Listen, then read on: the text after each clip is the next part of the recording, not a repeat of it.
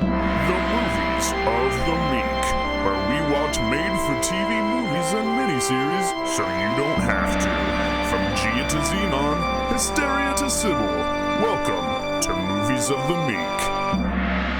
So, 1999's Johnny Tsunami. Classic Disney Channel original. What was the plot to this movie?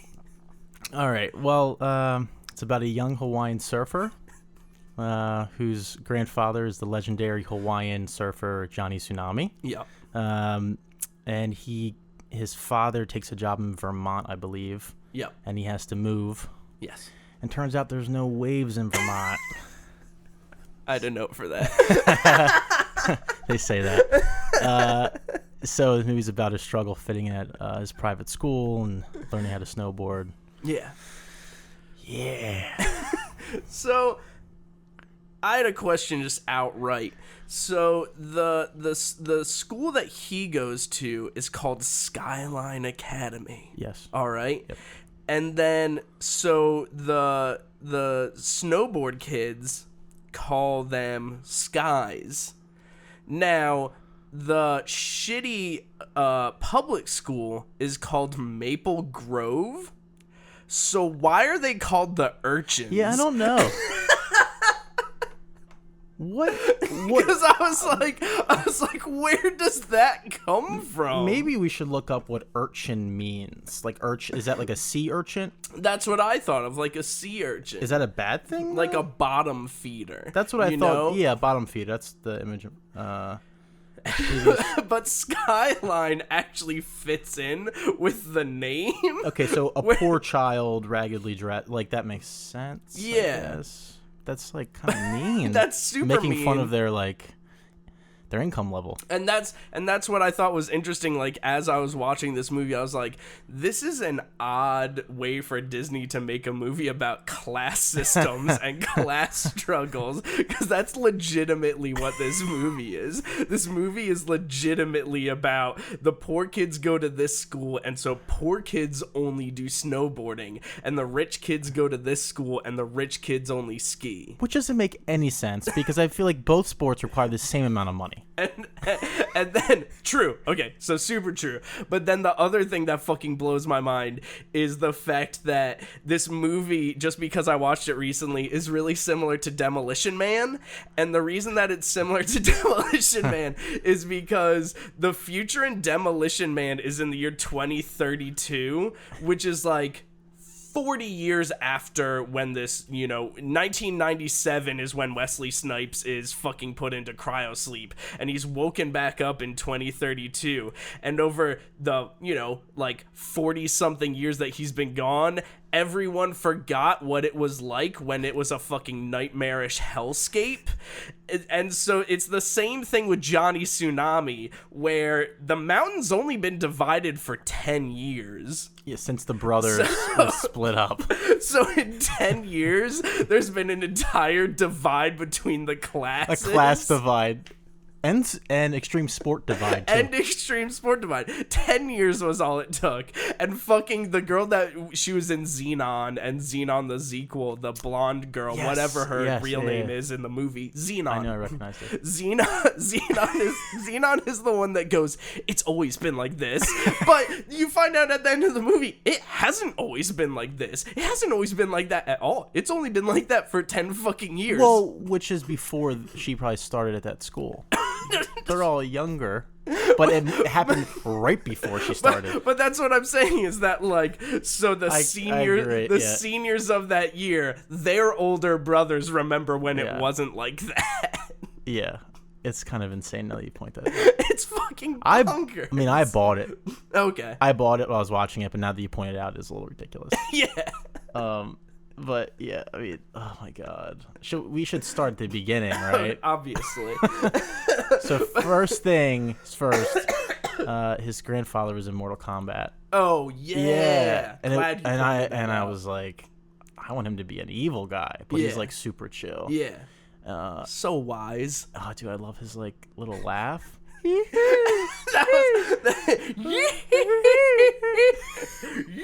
Is that a Hawaiian thing? Also, He's not Hawaiian. No. He's Japanese. Yep. His son is Japanese, but his grandson is not. Yeah. Because, like, Johnny looks more Hawaiian than anyone in his family. Yeah. It's that white mother that made those Japanese genes turn into Hawaiian. Okay. All right. So straight off the bat, they establish that that Johnny really takes after the grandfather, and he's all about surfing, babes, having a good time, but he's also very much about schoolwork, and he does focus on his studies. And his dad is a hard-on for all this technical shit. He's working on the internet. He's programming. It was at a time when the internet was still kind of mysterious. Yeah. And, like, even their representation of a web page was very strange. It looks like fucking genius. That was probably my favorite scene where... So his dad is constantly giving him shit for turning into his grandfather. Yeah. And really, like, early on in the movie, he pulls up to show his son how stupid surfing is. He pulls up pro surfer salaries, and it was like, I mean, they weren't great salaries, but like the top was like 35, 40. Yeah. Bottom was maybe 21. Yeah. Which isn't great, but it's okay. Yeah. But that's not true. No. That's not true at all. That was not true at all. And like how fucked up. Like how fucked up was that? I mean, he showed his 10-year-old son like professional like surfer salaries. Like, why would you crush his dreams at that age? Yeah. Like it's not like he's not going to college yet, or like he's still a kid. And my problem with that stuff is that he bashes into his son the way that he has to. He's like, you can't be surfing all the time. You can't be doing this shit all the time. When his son literally said, hey, I'm going to do some homework. Yeah, like he's a good kid. He does his homework. Fine kid. But his hobby's surfing. Yeah. And like, if he can make a living at it, and it's not like he's a bad surfer who thinks he's going to turn pro. Yeah. He's the top surfer on the island, apparently. They show him winning in competition. He's winning competitions, yeah, and that was... He's in a magazine that says best surfer. And so that's one of those things where, the moral arc that character has is, the deadbeat grandfather was a deadbeat when the father was a boy, okay? Yeah. And so the dad was never around for him, and so he decided that he should get the highest paying job he could so he could support his family, so that he could be there for Johnny whenever Johnny really needed him. But unfortunately, that makes it so that he's never really there any of the other times.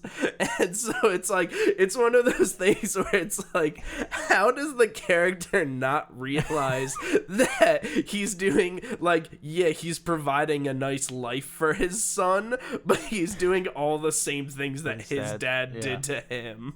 He doesn't realize it until the very end of the movie. Until the very end of the movie. And that was one of the things that I just like kept thinking. I was like, this movie's heavy as fuck. Because there are so many sections. There's like an entire 10-minute sequence where it's all characters talking to each other and just laying the fucking law down. Where it's just like, like, you just need to realize that, like, I did as best that I could as a father. And yeah, there are some things that I regret in the choices that I made, but one choice that I don't regret is when you decide to quit surfing, I didn't force you to do anything else, because that's what you wanted to do, and I let you do that. And I was like, whoa! I was like, fucking laying it down. And then immediately after that, there's just like a good moment with the dad and then Johnny Kapahawa, whatever.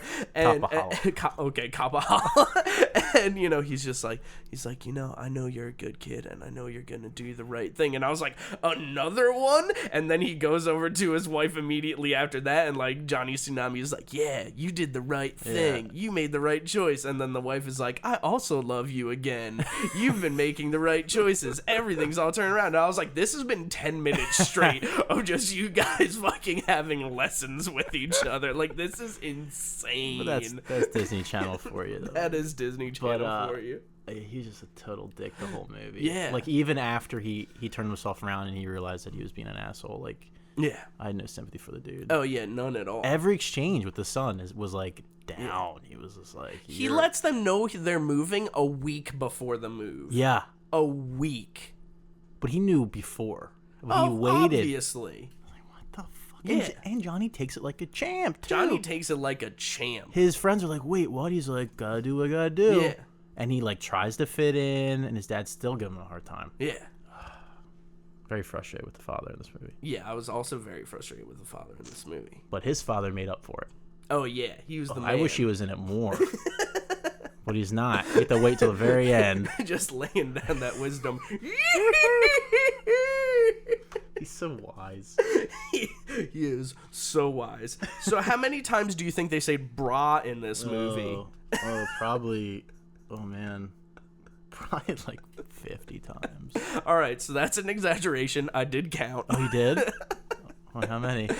They said brah 11 times. It felt... Well, with the other slang, it just felt like more. And that was the thing. I felt like I cheated myself by picking one to count because they said dude easily dude. 500 times. I have slamming... Nectar. Totally Nectar. Totally Nectar. I've never... Well, I've obviously seen this movie before, but, like, I didn't remember that. What the fuck does that anyone come from? I don't know. I mean, whoever wrote this movie... Was on the pulse of something. I don't think they understood Hawaiian culture at all. Do you think they had to? Why does...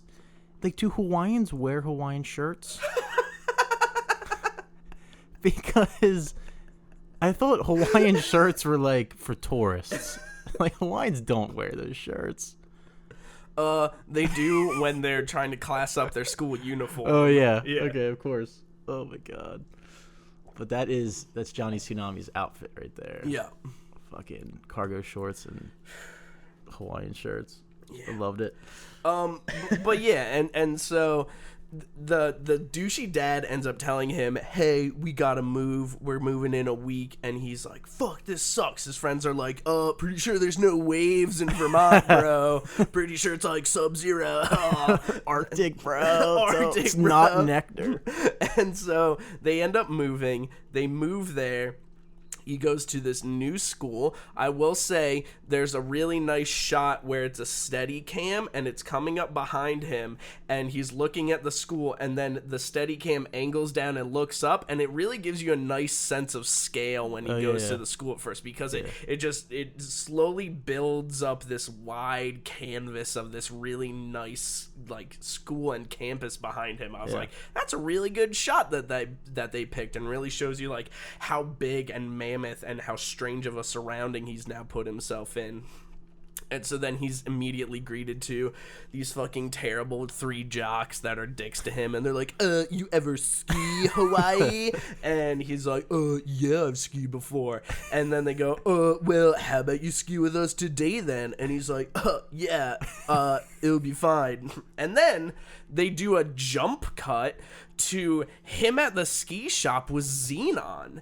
And I was like, how the fuck did she get invited? Like, how did this happen? He only kind of talked to her one time, and he like looked at her, there's like a little off glance, and then magically they're in the ski shop together and she's helping him pick out shit. Well, and I was just like, this was not set up. She's part of the crew. Yeah, it wasn't set up. The crew isn't in there. That's what I'm saying. It's literally just the two of them. Right, they just magically appear inside the ski shop together, and they're picking out ski gear, and then there's that where he trips over all the gear, and it's like fucking hilarious. But I was just like, that's so strange that they just automatically cut to the two of them together. Right. And I understand they're trying to force a relationship, but they don't even do one line of dialogue to establish that she'll be there helping him. No, but they do establish that in that first scene in the classroom, that she really knows Hawaiian islands. and John, it cuts to Johnny. He's like, oh yeah, she's fucking awesome. I love her. That's all you need to do. You tell me things about Norwalk, Connecticut, I'm gonna fall in love with you. Name me all the counties. But yeah, and so then obviously he can't ski. Or can he? Because, okay, so he can't ski, right? Obviously he's fumbling, but he goes from the very top of that mountain and he makes it down to the bottom. He does make it down to the bottom. And he doesn't hurt anyone. And he lands in the ski shop. He lands in the ski shop, and then the ski guy goes, returns are in the back, but good. Hilarious cut to commercial. Oh, did you? Oh, yeah. But, yeah, I thought he was pretty good at skiing for his first time. Yeah. And that's so. I was going to say the same can't be said for snowboarding skills. So that's kind of like one of those things where. So he's a surfer and he's into surfing, and then he goes to Vermont, and they force him to ski. Had he never seen a surfboard before he got there? Because I know so many people that if you're into one board sport, you do the rest of them. So it's like, if you're into street skate sports, so like all the skate sports, roller skates.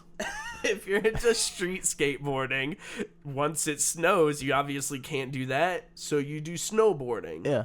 If you're into surfing, when it's shitty weather and you live in a part where the climate doesn't line up, you do snowboarding, or you go and do indoor skating.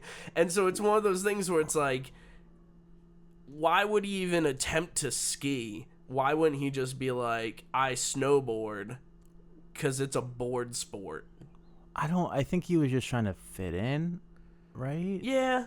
And when he got to that shop, that specific ski shop, it was a ski only shop. So they didn't have any boards there. Like, maybe that was it. Yeah. I don't know. And also, he lived on a Hawaiian island his whole life. And can you ski in Hawaii? What? How big are those volcanoes in Hawaii? Can you ski on? They have snow on those volcanoes? I don't think they do. but that was just a thing that I was thinking about, where I was just like, I thought he should have been better at snowboarding when he tried. Oh, immediately? Yeah. Yeah. But I think that's just so that they can have a combination of the montage of Sam teaching him how to snowboard. It was their friendship and then building. Later, when they go to Hawaii, that way he can teach him how to surf. And that way, and I didn't think it lasted too long. I thought it was an okay amount of time he was learning. Yeah. And like he picks it up pretty quickly once. And if you have music that good playing in the background, anything can be happening. I loved it. I loved it.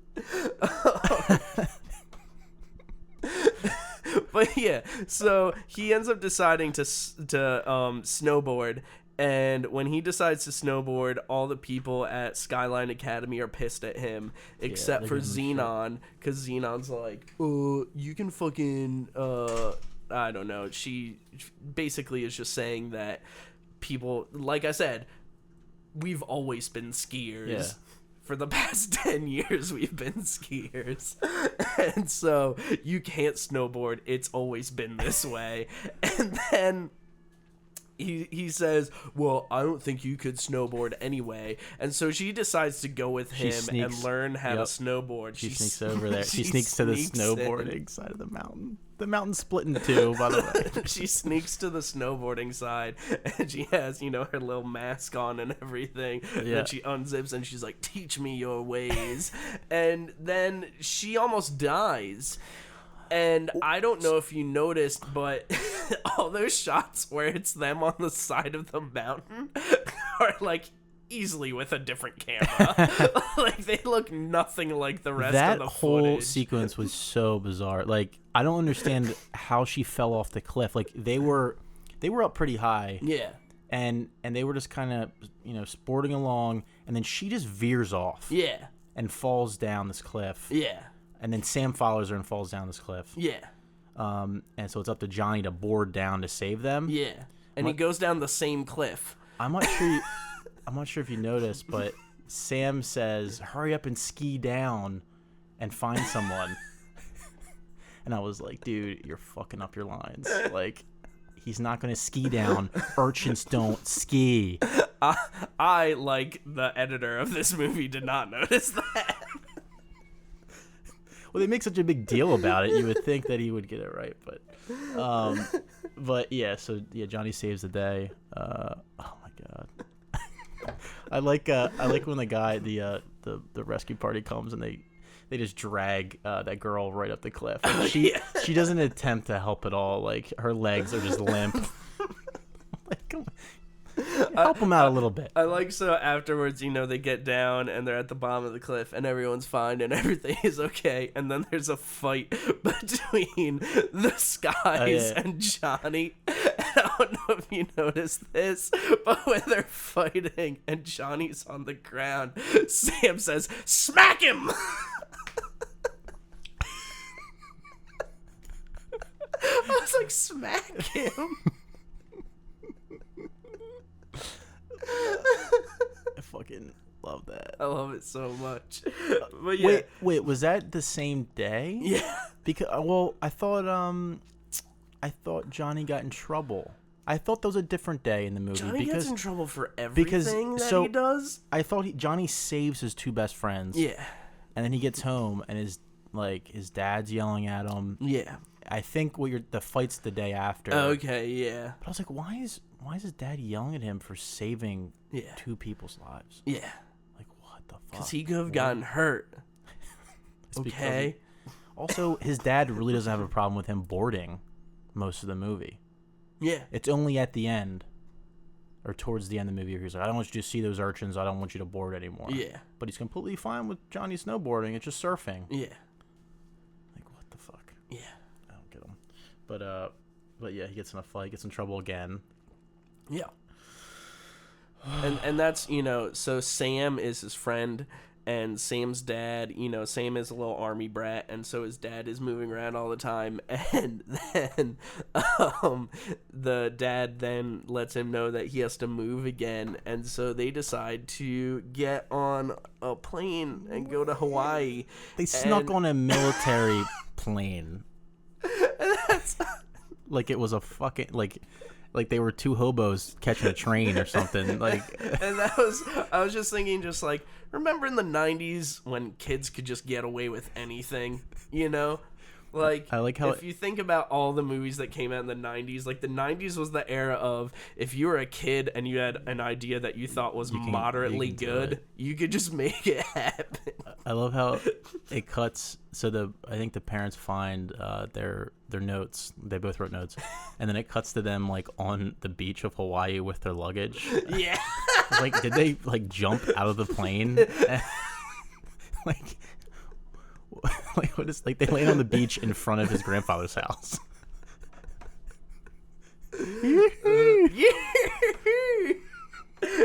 The grandfather's, of course, fine with him being there. Yeah. He's so fine with it. But yeah, and so he decides that he won't send them back until they discover themselves and decide that they want to go back, or if they don't, then they'll never go back. Yeah. But he thinks that they're gonna make the right decision, and then that's when Sam, they've been there for a while and they're coming to the realization that running from your problems isn't the best thing to do. Sam is like, I think I'm gonna call my dad. Is that okay? And he's like, yeah. And that made me think about, you remember memorizing people's phone numbers? Do I remember? Because no one does that anymore. No. I mean, I still remember a few, but yeah. And I was like, remember having phone numbers that like were in your phone because you cared about those people and not just because, I don't know, they're just like a random hookup that you had in your phone and you're like, oh, I'm never going to talk to this person again. Why do I even still have their phone number? What are they doing there? I hoard contacts. And that's the thing. I feel like everyone does. But he remembered that phone number. And it's good. So he called his father. And yeah. And then they go back. With the grandfather. They go back. Why didn't you tell me when you were coming? Because I wanted to see the look on your face. That was the worst reaction. Like, your father comes from Hawaii. He drives fucking... From Hawaii he to drives Vermont. from Hawaii? I mean, he flies from Hawaii to Vermont. I like he drives better. It'd be better if he drove. I mean, that flight's probably... How long is that flight, you think? Fucking 12 hours? Yeah. And the first thing he says, "You're here?" I know you. I didn't think you were coming. So good. Dang, because of your dad, man. And so that's when, they finally decide, that the skies and the urchins are going to sell it once and for all. In the Hawaiian tradition. In the Hawaiian tradition, that is surf down the mountain waves. And so they have a surf battle. And Johnny wins, of course. Of course, he couldn't lose. And then everyone's happy except for and then that's the when, bully. And that's when they established that the two different ski shop pros were brothers, and they were the ones that divided the fucking mountain. Well, I caught that early on because the first time Johnny meets the snowboarding shopkeeper, Johnny's like, "Have I seen you? Do I know you?" Oh, yeah. He's like, are you from the islands, bro? Yeah. He's like, "No." I was like, "Dude, it's the other guy's brother. Like, come on. Same person." But then that's when I was just like, this is so stupid. This has only been this way for 10 years. Even the brothers act like it's been a lifetime ago. Like, maybe we should forget our petty differences. Your difference that you went to a different school. I like their backstory. So their family owned the mountain. Yeah. And then the parents split up. They went to the two schools, separated, and they had beef since then. And they inherited the mountain, and they decided to split it down the middle. Yeah. Like, that's the worst business decision ever. It's terrible. It's also just funny because of the fact that, if you think of the idea that they're urchins, and that's because like they're from a lower class, like that doesn't make sense either, because the people that would have generated that term are from the same family. It's so stupid.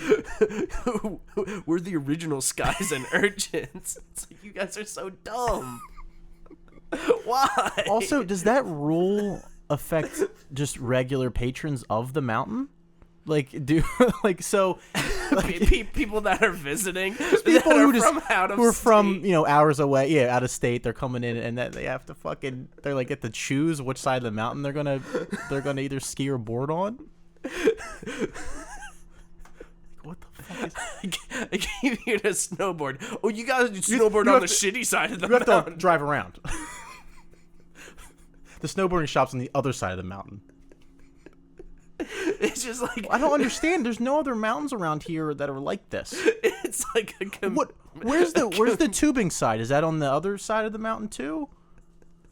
It's fucking it's terrible business, people. Well, it's only for the community. It's a community. Oh boy. Did you like this movie, Max? I don't know. I did. I think I did. It's pretty good.